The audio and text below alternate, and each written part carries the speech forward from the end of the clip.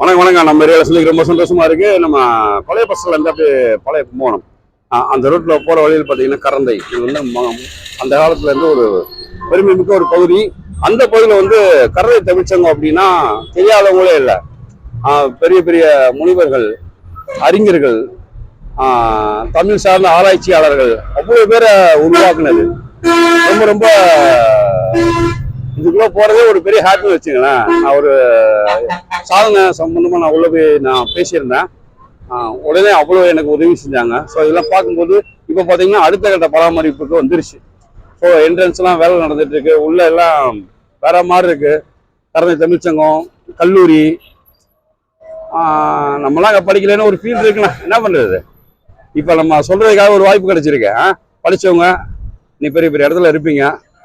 எல்லாருக்கும் ஒரு பெரும் பெரும் பெரும் பெரும் பெரும் பெரும் பெரும் பெரும் வாழ்த்துக்கள்.